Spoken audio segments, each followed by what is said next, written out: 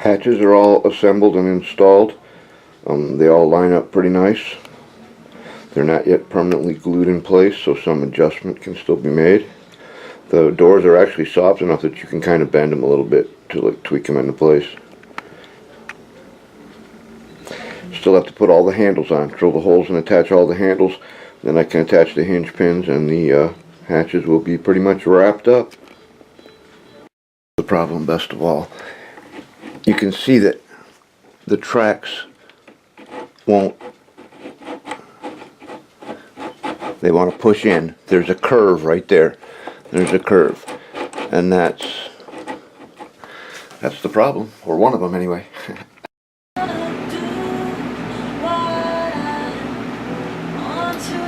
Look, Ma, they're building me a tank. Thought I'd do a quick update on the Hetzer. The metal pieces that come with the tank are pretty good. They've got good detail to them. The weld marks are good. All of the hinges had to be drilled out and pins installed. All of the handles have to be attached. And I'm probably doing this wrong. I should probably do a lot more work to the inside of the upper hull before I do this. But I have devised a foam cradle that I can turn this over and set it in. That's why the gunner's periscope is not yet attached. Neither is the resin piece on the back. Other than that, everything else is attached and fixed in place permanently. I'll tape all the hatches shut and flip it upside down to get the paintball system going, the remote MG34. And I started with this because of the exhaust. Some of this stuff you kind of have to have it in place. I'll have to put on the photo etch grill cover there before I can mount all the exhaust stuff. I like the way they did that though. The exhaust gets permanently mounted to the upper hull, and that's what those two notches right there are all about. They're for the two screws in the exhaust, and the exhaust will mount right here. And then when you do have to remove the upper hull, the entire exhaust comes right with it. And of course I'll have to have either the smoker attached to the underside of the upper hull, or I'll have to have some kind of detachable tube so that I can remove the upper. But like I said, the metal pieces are really pretty good detail and quality, and I like them. They're a little on the soft side. That's my only complaint. Come on, baby. The detail on the step is pretty good. It's got the diamond tread on the plate there. I'm gonna have to be careful painting it so that I don't lose any of that detail. You know, light coats of primer.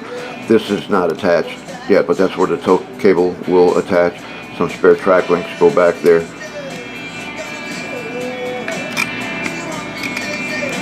Okay, let's talk about the tracks for just a second. Now, RC Bob, I don't know where you came from, brother, but I listened carefully to everything that you said, and then I examined my tank, and then I took action, and I ended up moving the rear idlers in by about 2 millimeters on each side, and to do that, it wasn't really that difficult.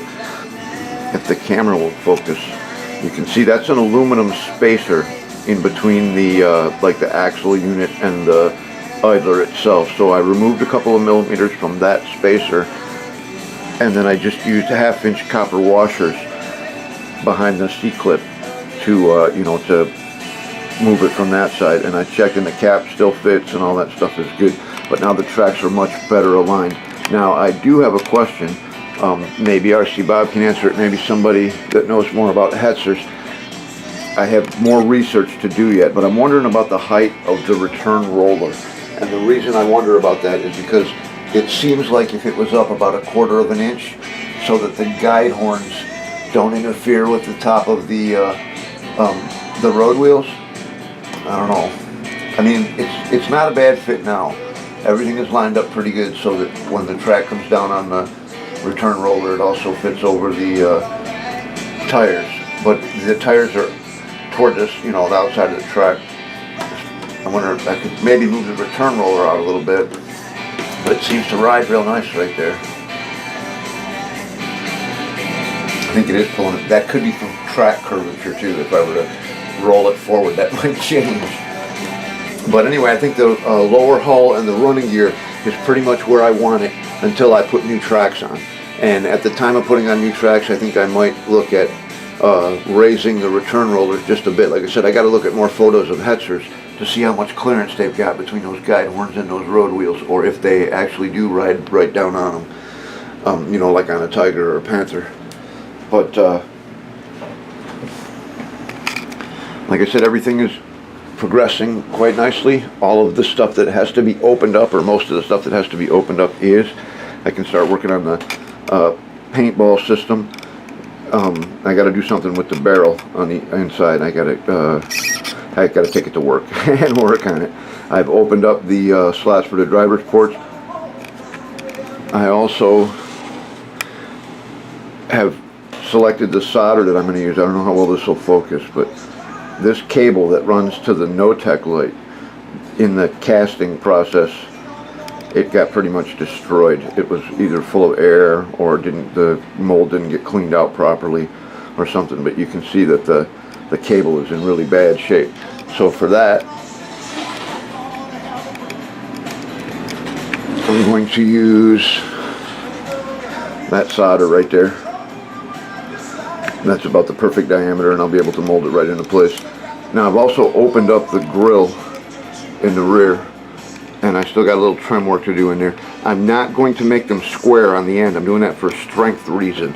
At the end, I could go in there with a file and make it exactly square, but by leaving it radius like that, it provides more strength, and there's less chance that this will break. And then when it's all done, before I paint, first I'll paint that, before I put on the photo etch, I'm going to paint that flat black in there. And then on the rear side, I'm going to put some of this speaker fabric underneath on the rear. Just, you know, hopefully if there's any light showing from, you know, the LEDs from the voltage checkers on the batteries or anything like that, hopefully that'll tone that down and make it not as noticeable. So anyway, I think we wasted enough time on this for today. Time to get back to work. Next, like I said, I got to figure out the exhaust. I got to get all that put together and mapped out. And also the MG34 is on the docket. Those are my next two projects. The remote MG34 is going to go there. Got to get a servo ordered for that.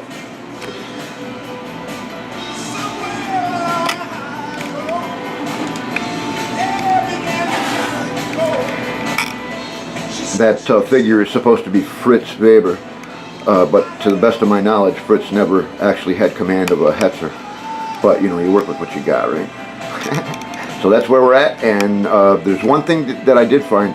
The only piece missing from the kit is the radio mast that goes right there. So I'll have to scratch build something, but we'll cobble something together and it'll look cool.